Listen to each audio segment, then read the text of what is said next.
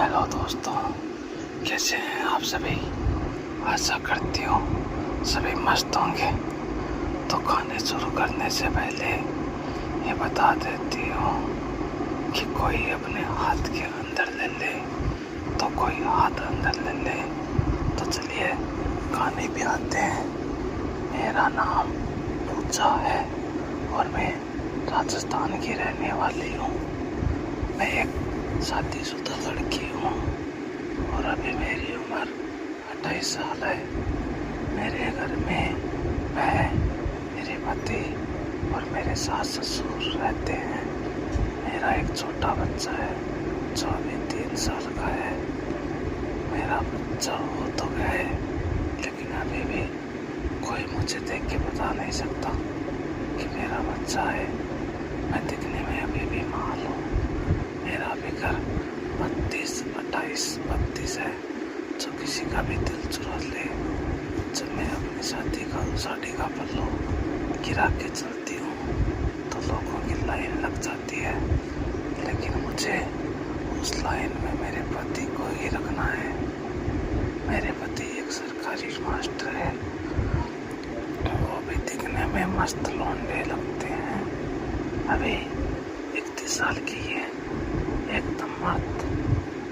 खुद बाहर उसे तकिए के सोना पकड़ता है। खुद सी रातों को वो मेरी चीखें निकलवा देते हैं।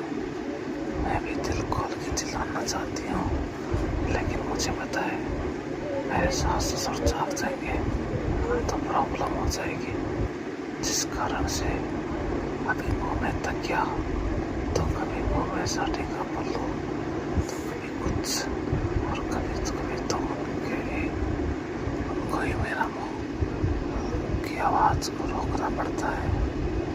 जब मुझसे कंट्रोल नहीं होता तो हर दिन ऐसे ही बातें करते रहते हैं। हमारी जिंदगी बड़ी आसानी से बीत भी रही है। हंसी खुशी हम सबके जीवन जी रहे थे। तभी एक दिन रात को खाना खाने के बाद मेरे पति मेरे पास आए और मेरे बालों को मेरे कान के पीछे करते हुए अपना मुंह मेरे कान के पास ले गए, जिससे मुझे उनकी गर्म सांसें मेरे कान को लग रही थी। मुझे एक अलग ही नशा होने लगा था। तभी उन्होंने कुछ ऐसा कहा कि मेरे होश ही उड़ गए। मेरा सारा नशा उतर गया। मेरे पैरों तले से जमीन खिसक गई।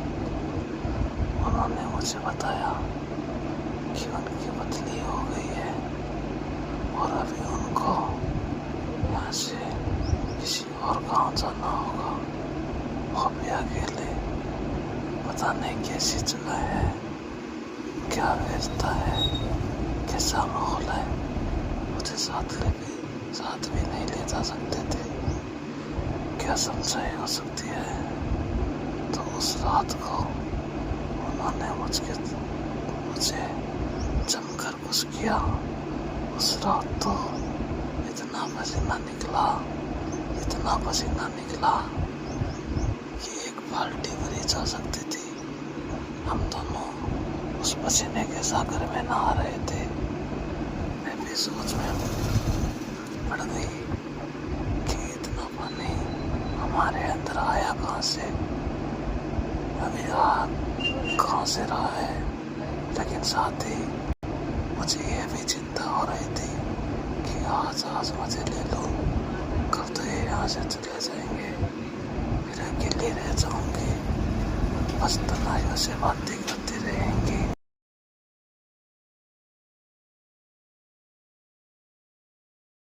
रात में करवटें बदलनी है। कोई नहीं होगा जो तुमको बाहों में भर के सुलाएगा, प्यार करेगा। फिर अगले दिन उनका जाने का समय हो गया। वैसे तो जगह यहाँ से बहुत दूर नहीं थी, लेकिन गर्मी का मौसम था। स्कूल का टाइम सुबह 7 बजे का था और हमारे यहाँ से जो बस जाती थी वो 7:30 बजे यहाँ से जाती थी। वहाँ पे 8:30 बजे पहुँचती थी, जिस कारण वो हर दिन यहाँ से आना जाना नहीं कर पा सकते थे। जाते जाते अपने पापा जी के आशीर्वाद लिए, वहाँ के पैर छुए और बापू को किसी बच्चे की तरह प्यार किया। तभी मैं अपने रूम में चली गई।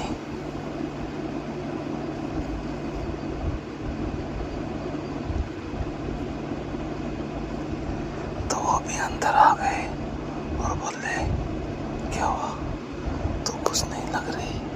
मैंने कहा, कहाँ से घुसूं मैं, जब मेरा पावर बैंक ही चला जाएगा तो मेरी बैटरी कैसे चार्ज होगी। उन्होंने मुझे अपनी बाहों में भर लिया, मुझे अच्छे से चूमा और फिर निकल गए। ऐसे ही दिन निकलने लगे। वो शनिवार को आए। बहुत थके होने के कारण ज़्यादा बातचीत भी नहीं की और सो गए। अभी ये थे, नहीं तो मैं बापू को अपने साथ सुलाने लगी थी, नहीं तो बापू अपनी दादी के साथ सोता था। तो मैंने रात में करीब 1 बजे के आसपास मेरी आंखें खुली। मेरे को गर्मी लगने लगी थी, पता नहीं क्या हो रहा था। मैंने बापू को बेड से उठाया और साइड में सुला दिया और फिर मैं उनके ऊपर लेटकर उनको किस करने लगी, जिससे उनकी नींद खुल गई और वो भी मेरा साथ देने लगे।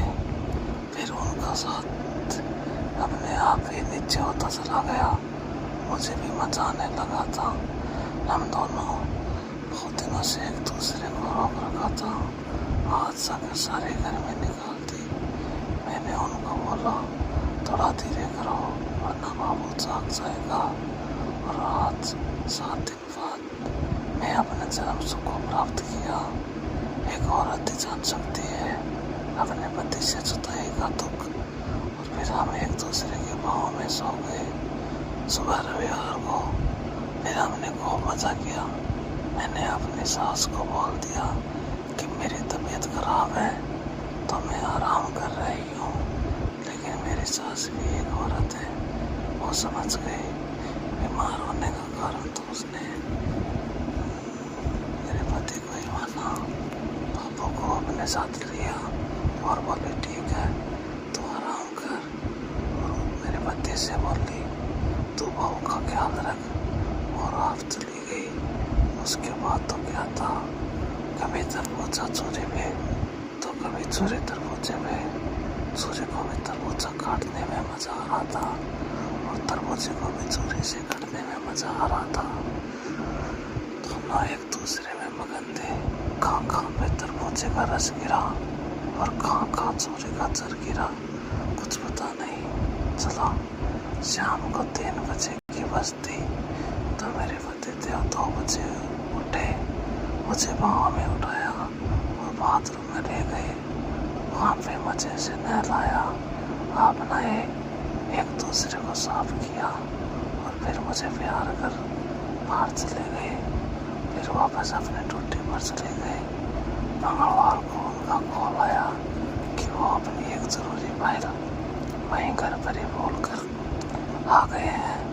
तो मैं वो उनके पास कैसे भी करके पहुँचाऊँ। तो मैंने जाने के नक्की किया कि आज ही शाम वाली बस से चली जाऊँगी। रात उनके पास रुकूँगी और सुबह वापस लौट आऊँगी।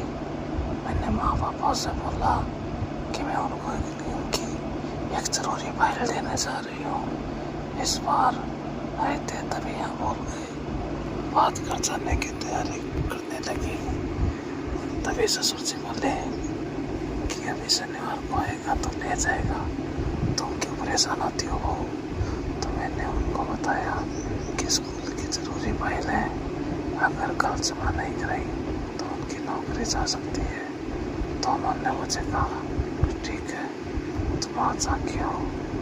तो मैं दोपहर में अपने रूम में गई, शेव की, अपने सारे बाल जो छोटे छोटे थे वापस से साफ किए, रेड कलर की साड़ी पहनी और एकदम टूम लगने लगी। बच्चे को अपने दादा दादी के पास छोड़ दिया।